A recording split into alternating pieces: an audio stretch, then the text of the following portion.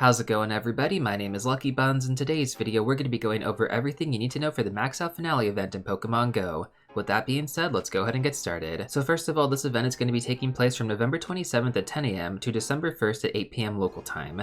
Now the bonuses are going to be as follows. We're going to get 5,000 additional experience from raid battles, we're going to get 1/2 incubator distance, and the remote raid limit pass is going to be increased from 5 a day to 10 a day. Now it's also worth mentioning that the price of these remote raid passes are not going to be discounted during this event, but they're going to be more convenient for some players who live in smaller communities and prefer to remote raid. So I would strongly recommend using PokeGenie to find and host raids if you're actually going to be doing this. Now on top of that, like usual, we're going to have showcases featured during this event as well. These can get you some really good items in game like incubators, lucky eggs, start pieces, incense, and lure modules if you do end up placing first or second. So it's really important to hold on to certain Pokemon during this event, especially your double extra large variants for the best chance at winning. In terms of my predictions on which Pokemon we're going to have featured, I'm definitely going to say Galarian Corsola. Now we're also going to have a special bonus as well until November 29th for those of you that actually had the ticket from the Go Wild Area event this past weekend. Now you had to actually complete the special research in order to actually unlock these bonuses, so if you haven't done that, make sure to get that done as soon as possible. So basically from this special bonus, you're going to get a daily timed research until the 29th. Now you're also going to get 2 times damage for electric and poison type Pokemon in gyms, raid battles, and max battles. And the biggest bonus by far is that you're going to get increased Team Rocket grunts from balloons. Now I was anticipating they were going to spawn about every hour or maybe every 2 hours, but they're actually spawning every 15 minutes. So this is by far one of the best bonuses that we have ever had. If you guys got the ticket, if you got the special research done, take advantage of these rocket balloons right now. It takes about an hour and a half to get a full rocket radar, and then you guys can use that to hunt down Cliff, Arlo, or Sierra. Specifically, I would recommend hunting down Arlo or Sierra though, because they have Shadow Beldum and Shadow Ralts respectively, which can be shiny. So 2 super meta relevant Pokemon that have the chance to be Shadow Shiny, some of the rarest shiny Pokemon to get in the entire game. I was actually gifted the event ticket about a few weeks ago, so I'm super hyped about that because this bonus is honestly something that I've been really taking advantage of, and I recommend you guys do as well. Moving on though, we have some debut Pokemon I want to go over. So the first Pokemon is going to be Galarian Corsola, which can actually be shiny as well. Now you can find this Pokemon exclusively from 7km eggs. Galarian Corsola is also going to be able to evolve into Cursola with 50 Corsola candy. This is going to be the exact same candy as regular Corsola from Gen 2, similar to how the other regional variants work. Now the shiny for Galarian Corsola is going to be enabled during this event like I just mentioned, but like usual guys, I would not recommend going too crazy on the egg hatches if you're going to be specifically shiny hunting this, because the shiny rates are never disclosed for 1, and 2, they've historically been bad. So if you want a more recent example, take a look at Toxel from 10km eggs during the Go Wild Area event this past week. Just to hatch Toxel alone, not even the shiny, those rates were pretty bad, and honestly I can't imagine Galarian Corsola being any better. Also, it's going to be in 7km eggs with like 8 other Pokemon I think, which means the odds of actually getting one are super slim, and no doubtably Niantic is going to make this one of the rarer Pokemon to hatch from these eggs. Now I totally understand there's going to be a bunch of players who just hatch these eggs anyways, and that's totally up to you, but don't be surprised if you don't end up getting the shiny. Now with that being said, how good is Galarian Corsola and Cursola? So when evolved to Cursola, this Pokemon isn't really that good in raids or for PvP. That being said though, if you actually keep it as Galarian Corsola, it's one of the best Pokemon to use in the Open Great League right now. Keep in mind though, you can only hatch this from 7km eggs, so you're going to have to mirror trade this with somebody else in order to get a better IV spread for PvP. So even though I recommended not hatching that many of these eggs earlier, I honestly know for a fact, for people that are into PvP, they're going to be hatching a ton of 7km eggs during this event. Now we do actually have another debut during this event, and that is going to be for shiny Regieleki and shiny Regidrago. So earlier this month when these Pokemon were announced, it was not mentioned that they would be shiny, but it does look like we're actually going to have their shiny forms available during this upcoming rotation. Now neither Pokemon are honestly that meta relevant in raids or PvP, but if you are a shiny hunter, this is definitely going to be your time to get them.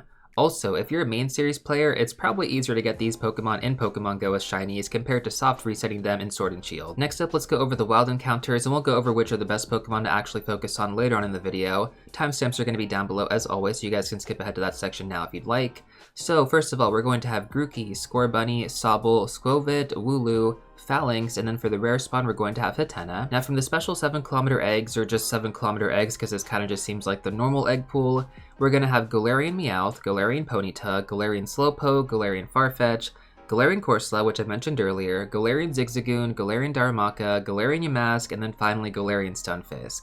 So some of these Pokemon are meta-relevant, and honestly, in terms of the meta-relevant ones, we have Galarian Darumaka, which is pretty good as an Ice-type attacker when evolved into Galarian Darmanitan. But that's basically about it. We have Galarian Farfetch, which can evolve into Surfetch, which is good in PvP, but again, hatching them from eggs, you're not going to get a good IV spread, so when it comes down to PvP, most of these Pokemon I'm not really going to mention for that reason. But we do have Galarian Stunfisk, which is going to be relevant in the Open Ultra League as the Hundo, so if you actually get that one with the typical IV spread, then that's perfectly fine. But otherwise, guys, you have 8 other Pokemon to try and actually get yourself Galarian Corsola. That's a lot of Pokemon to go through. The odds are definitely against you. Be really careful if you're actually going to be hunting this. Like, honestly, I just would not expect it whatsoever. But that being said, for those unfamiliar, how can you actually get 7km eggs in-game? So you can actually get these by opening gifts from your friends. Now with that being said, you will need to have open egg spots in order to actually get these, so keep that in mind as you're actually opening your gifts. Make sure to actually hatch your current eggs. Don't spin any stops, and then you can actually get those 7km eggs. Now we're also going to have special field research tasks as well as collection challenges available during this event. These will get you encounters, stardust, and other good stuff. Basically do them if you can, otherwise don't worry about them too much. I would recommend getting those collection challenges done though, because those always do give you some decent rewards. Now on top of that, we're also going to have a timed research available for $5. This is basically just paying for a trainer pose, which in my opinion looks kind of creepy. It's just that smile, I don't know, it's really odd. I don't think it's worth it, if I'm being completely honest here. You do get encounters with event-themed Pokemon as well, but paying $5 for this pose, definitely going to be a skip. If you do think it's worth it though, let me know in the comment section down below, because I would have a hard time believing that some people even think it is.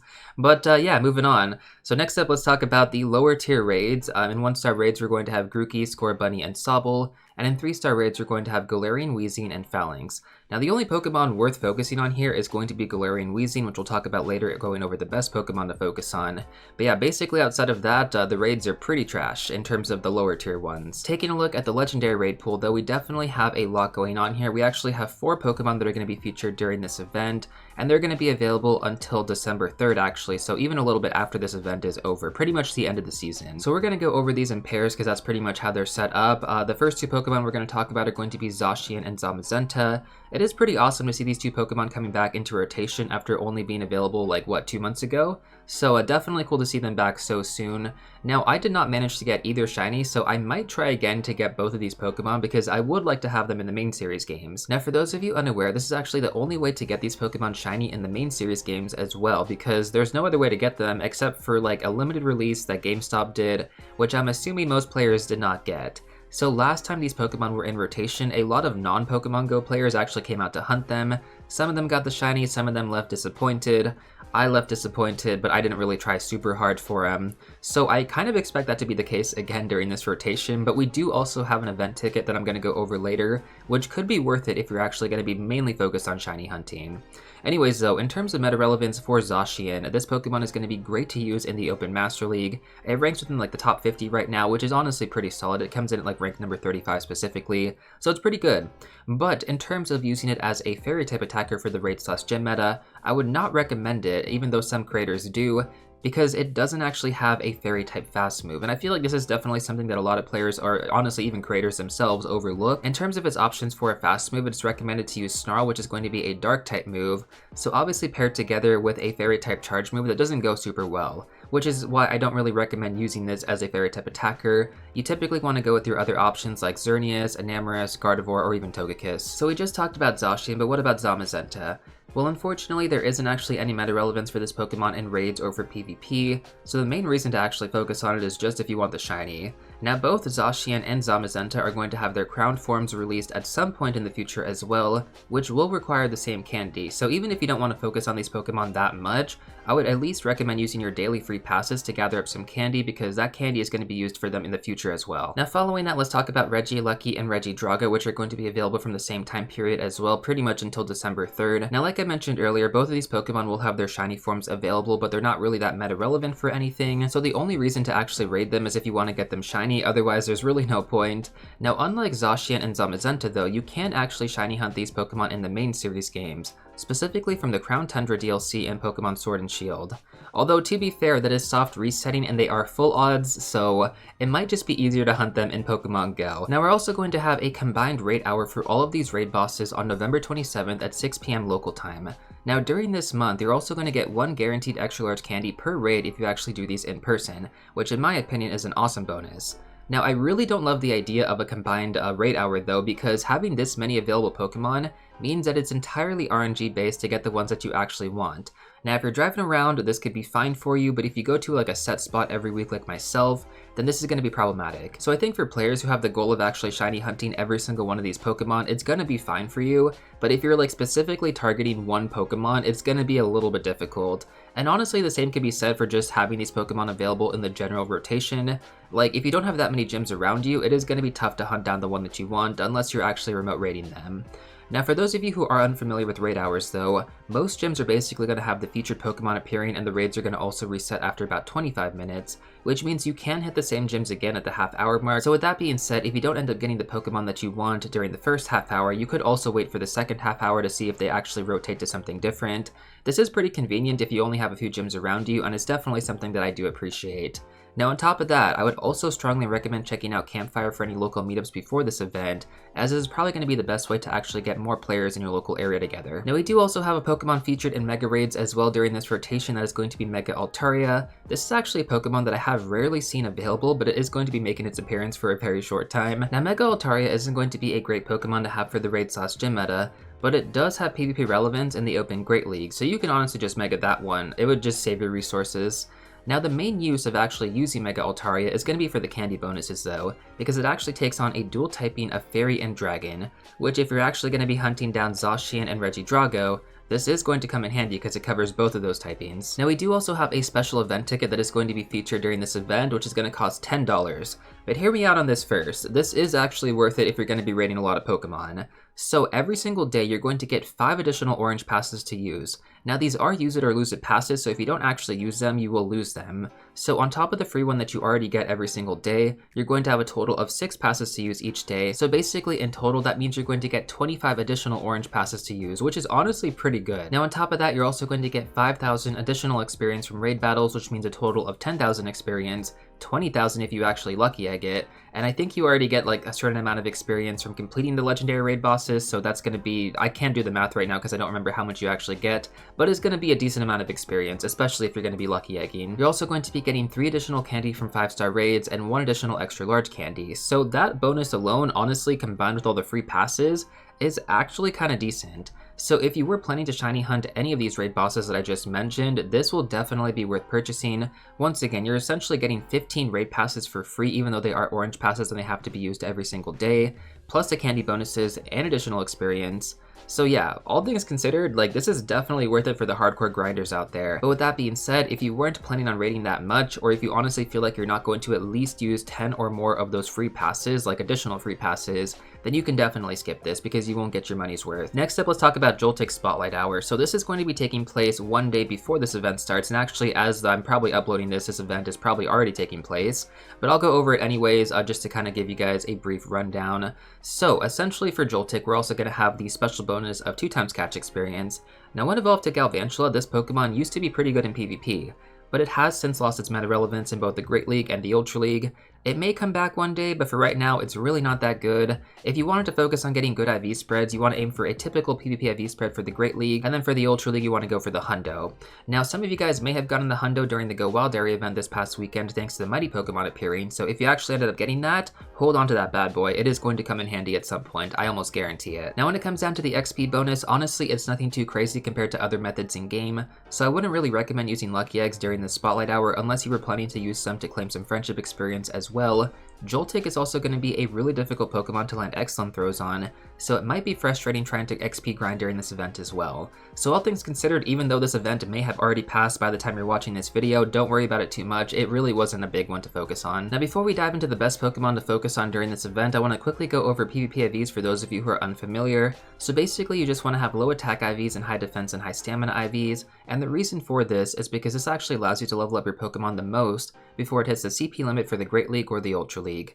Now that said, there are going to be some Pokemon that are going to be exceptions because their max CP does not reach that limit, in which case you would just want to have the best IVs possible, which is typically the hundo or like a high attack IV spread. Now in this video, we're just going to be mainly focused on the 0-15-15 IV spread to aim for, so you can quickly pull up good PvP IVs for Great League and Ultra League by using this search string on screen right now. That being said, now let's actually cover which are going to be the best Pokemon to focus on during this event. So first of all, let's actually go over the fact that most of the wild encounters are going to also be Dynamax eligible Pokemon.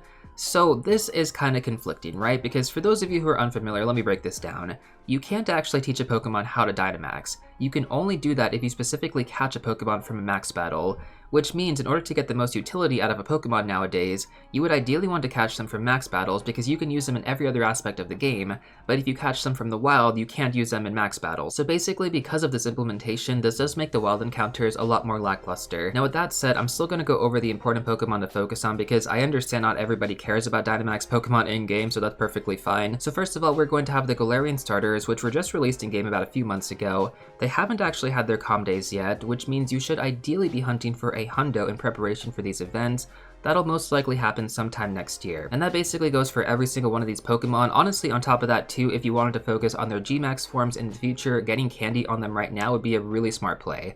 A lot of players, like when it came down to the Dynamax Gen 1 starters and the Gigantamax Gen 1 starters, they didn't have enough candy for these Pokemon because they just figured, well, I don't need to catch these Pokemon during regular events, they're not that good. Well, unfortunately, they actually were. So if you want to actually be prepared for those eventual Gigantamax releases, Pine Berry these right now, get a bunch of candy on them, I would say like at least 300 to 400 each, and then you should be good for the future.